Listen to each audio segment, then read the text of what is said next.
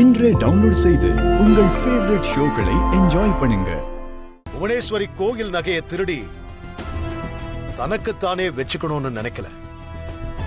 ஜானகி மேல திருட்டு பழி போட்டு இந்த சபையில நிறுத்தி அவளை அசிங்கப்படுத்தி இருக்கா.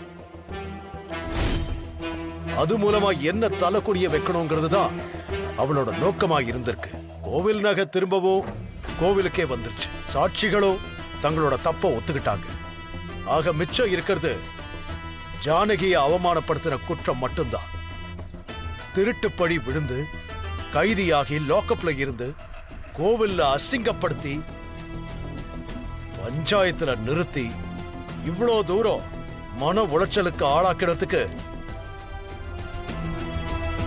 இந்த புவனேஸ்வரிக்கு என்ன தண்டனை கொடுத்தா ஜானகியோட மனசு சாந்தமாகும், அவளை ஆறுதல் படுத்த முடியும். என்ன தண்டனைன்னு சொல்லுங்க ஐயா, அதை இப்பவே நிறைவேற்றிடுவோம். அந்த தண்டனை ஜானகி அம்மா மனசுக்கு ஆறுதல் கொடுக்கணும், அதுதான் என் முக்கியம். புவனேஸ்வரி, உங்க அத்தனை பேர் மத்தியில ஜானகி கால்ல விழுந்து நான் செஞ்சதெல்லாம் தப்பு, என்ன மன்னிச்சிடுன்னு சொல்லி மன்னிப்பு கேட்கணும்.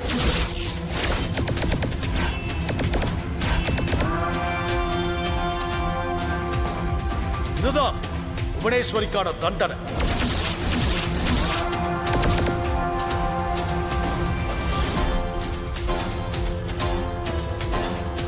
ஐயா தான் தீர்ப்பு சொல்லிட்டாங்கல்ல, உடனே அதை நிறைவேற்றணும். புவனேஸ்வரி அம்மா, ஏமா அங்கேயே நின்றுட்டு இருக்கீங்க? எவ்வளவு பெரிய காரியம் செஞ்சிருக்கீங்க. வாமா, வந்து உங்க காலில் விழுமா. வாமா, வந்து ஜானகி அம்மா காலில் விழுமா. சொல்றது காதல் விழுகலையம்மா, போய் ஜானகி அம்மா காலில் விழுமா. இவ காலில் விழுந்து நான் மன்னிப்பு கேட்கிறதா? என் கை நரம்பு அறுத்துக்கிட்டு ரத்தம் சொட்டு சொட்டு செத்தாலும் சாவேனே ஒழிய இவ காலில் விழ மாட்டேன். நல்லா இருக்குடி உன் நியாயம். கோவில் நகையை திருடி பழிய ஒருத்தர் மேல போடுவாளாம். இவளே பஞ்சாயத்தை கூட்டி அவங்களுக்கு தண்டனை கொடுன்னு சொல்லுவாளாம்.